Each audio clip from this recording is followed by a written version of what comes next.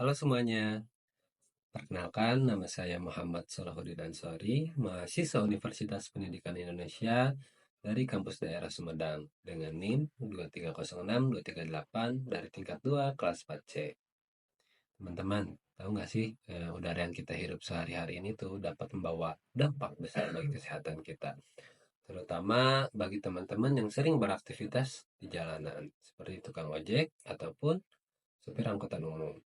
Nah, sebenarnya udara yang kita hirup ini tidak sebetulnya bersih atau jernih.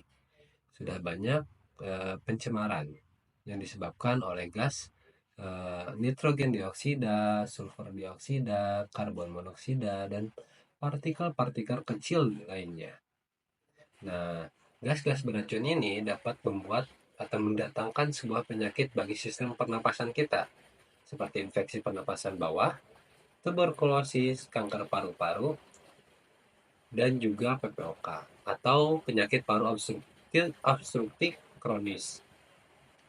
Nah, penyakit-penyakit ini tuh tidak hanya mempengaruhi pernapasan kita, tetapi mempengaruhi kinerja tubuh kita. Di mana kalau kita sudah terkena penyakit-penyakit tadi, tubuh kita tuh biasanya akan mudah lelah, sering batuk, dan juga sesak napas.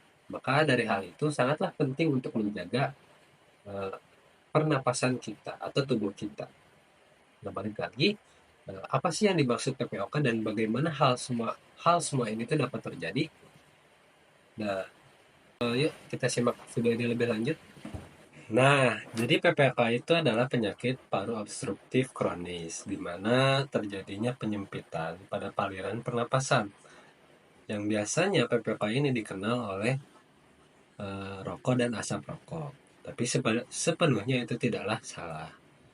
Nah, PPOK ini juga dapat disebabkan oleh polusi-polusi udara tadi yang memiliki peranan besar pada penyakit ini.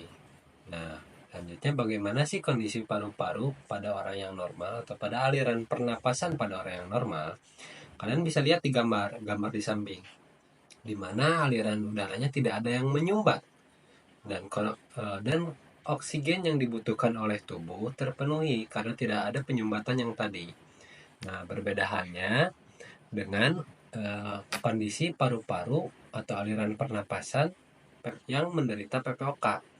Yang aslinya lubangnya sebesar ini terjadi penyempitan menjadi seperti ini, di mana penyempitan ini disebabkan oleh infeksi atau inflamasi atau peradangan pada aliran pernapasan.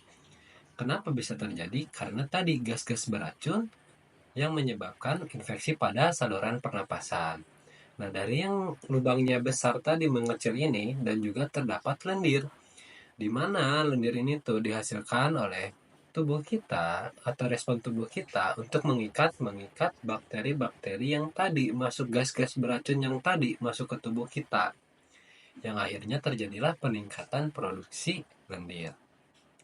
Nah, dari penyempitan produksi lendir ini yang membuat kita kesulitan bernapas dan lebih sering batuk-batuk, yang akhirnya menjadi lebih mudah lelah. Nah, dari kondisi ini, akhirnya itu akan menjadi paling parahnya itu dapat menyebabkan kematian yang disebabkan oleh kanker paru-paru, gagal jantung, penyakit jantung, dan lain sebagainya. Terdengar sangat mengerikan, bukan? Ya, karena hal ini sangat penting. Karena kenapa? Karena kesehatan saat ini semisal kita masih muda, kesehatan itu adalah investasi jangka panjang untuk di masa tua. Biasanya orang-orang yang sudah terpapar jangka panjang oleh paparan ini, ketika tuanya lebih mudah untuk sering batuk-batuk. Bukan berarti, ya mungkin karena salah satunya faktor umur juga mempengaruhi. Tapi biasanya yang beredar di masyarakat itu mengatakan bahwasanya batuk-batuk itu disebabkan oleh usia. Tapi di sisi lainnya itu terdapat paparan jangka panjang juga dari gas-gas beracun tadi, seperti itu. Nah, lantas bagaimana sih cara pencegahannya atau penanggulangannya? Teman-teman sekalian dapat menggunakan masker N95 seperti gambar di samping, di mana masker ini dapat mencegah partikel-partikel kecil. Lalu yang kedua, hindari paparan asap kendaraan secara langsung. Dan yang ketiga, hidup dengan pola pola hidup yang sehat seperti makan makanan yang bergizi, istirahat yang cukup, dan juga olahraga.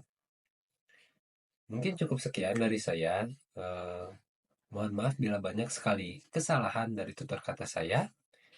Wabil taufiq wal hidayah. Wassalamualaikum warahmatullahi wabarakatuh. Bye bye.